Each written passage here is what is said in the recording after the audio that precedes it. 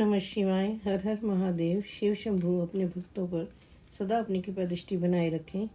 आज हम शिव महापुराण का द्वितीय सती खंड का 11वां अध्याय शुरू करेंगे। 11वां अध्याय काली आख्यान। श्री नारद जी ने कहा, हे ब्राह्मण, श्री विष्णु जी के चले जाने पर क्या हुआ और आपने क्या क्या किया, यह भी मुझे सुनाइए। ब्रह्मा जी कहने लगे कि तब मैं शंभु प्रिया देवी दुर्गा का स्मरण करने लगा। मैं उन्हें प्रणाम कर ये कहता रहा कि हे देवेश्वरी, मेरा कार्य करो। मेरी इस प्रकार की स्तुतियों से योग निद्रा चामुंडा मेरे समक्ष प्रकट हो गई। उनका कज्जल सा कांति रूप सुंदर और दिव्य था। वह 4 भुजाओं वाली सिंह पर बैठी हुई भक्तों को वर देने के लिए वर कलश हाथ में लिए चली आई। उनका शरद की चंद्रमा सा मुख और मस्तक पर चंद्रमा चढ़ाए हुए स्वरूप 3 नेत्र युक्त थे। वह सुंदर सर्वांगी कमलवत चरण में और नखों की अद्भुत कांति से परिपूर्ण थी। मैंने उस शिवसती उमा को प्रणाम कर बड़ी स्तुति की और कहा कि हे जगत की प्रवृत्ति तथा सृष्टि स्थिति की देवी, तुम ही सनातनी शक्ति हो। तुम ही सबको बारंबार मोहती और त्रिलोक की रचना कर उसका संहार करती हो। इससे हे देवी, तुम गुणों से परे, योग्यों से पूजित, उनके हृदय में वास करने वाली और ध्यान के समय उन योगियों के मार्ग में प्रकट हो जाने वाली हो। तुमको मेरा प्रणाम है। तुम ही तीनों लोकों का आदि कारण और उनसे भी परे निर्विकार, सत, रज, तम तीनों गुणों की साम्य अवस्था स्वरूप हो। तुम ही एकमात्र संशय का कारण, स्थिति और प्रलय करती हो। हे ज्ञान वाली शिवे, लोक कल्याण की दृष्टि से मैं आपको प्रणाम करता हूँ।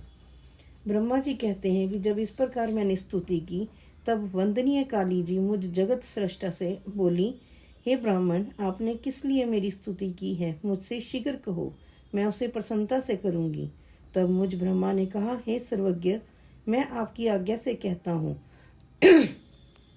मुझ पर कृपा कर सुनिए। मेरा ये मनोरथ मेरे मस्तिष्क से उस समय निकला था जब वे ही शिवजी रुद्र नाम से एक योगी हो कैलाश पर रहने लगे। वे निर्विकारी, निर्विकल्प और समाधि लगाकर तपस्या में लीन हैं और पत्नीहीन होकर भी दूसरा विवाह नहीं करना चाहते। अतः जैसे भी हो, आप उन्हें मोहित कीजिए। दूसरा कोई उनका मन हरण नहीं कर सकता। आप ही दक्ष की कन्या बनकर उन्हें मोहित कर उनकी पत्नी बन जाइए। जैसे आप ही लक्ष्मी रूप से विष्णु को प्रसन्न की हैं, वैसे ही शिव को भी आप ही प्रसन्न करें। फिर स्त्री के कारण ही तो शिव ने मेरी निंदा की। अब मैं देखना चाहता हूँ कि वे स्वयं ही कैसे स्त्री ग्रहण करेंगे। तुमको छोड़ क्या हमारे, क्या विष्णु, किसी से में भी उनको मोहने की शक्ति नहीं है। लक्ष्मी और कामदेव भी उन्हें नहीं मोह सकते। अतएव आप दिव्य रूप धारण कर दक्ष की कन्या बन जाइए और जब मैं अनुरोध करूं तब योगी शंकर की पत्नी बन जाइए। क्षीर सागर के उत्तरी तट पर आपकी प्राप्ति के लिए प्रजेश दक्ष तपस्या कर रहे हैं। ब्रह्मा जी कहते हैं कि जब मैंने ऐसा कहा तब वह जगत माता देवी चिंतित और मन में आश्चर्य करती हुई बोली। देवी ने कहा, विश्व सृष्टा ब्रह्मा, तुम ये अज्ञानियों सा क्या कर कह रहे हो।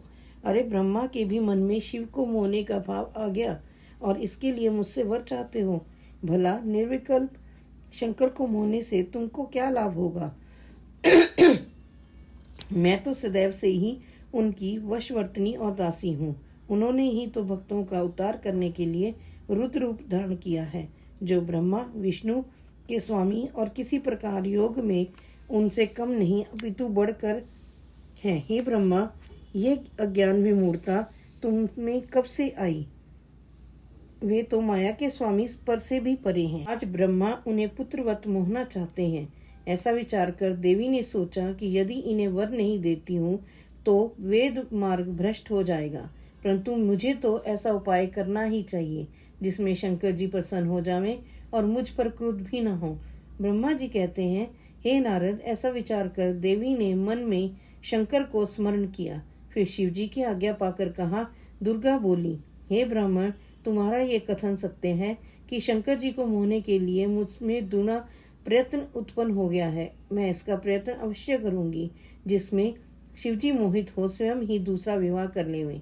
मैं सती रूप धारण कर शिवजी की आज्ञानुवर्तनी होंगी। मुझे विश्वास है कि मैं सेवा करके शिवजी को अपने वश में कर लूंगी। हे ब्रह्मर्षि, ऐसा कहकर जगदम्बिका शिवा वहीं अंतर्ध्यान हो गई। मैं देखता ही रह गया। जब वे अलक्ष्य हो गई तब मैं अपने पुत्रों के पास गया और सारा वृत्तांत कहा। हर हर महादेव। जय जय श्री राधे, जय जय श्री राधे, जय जय श्री राधे।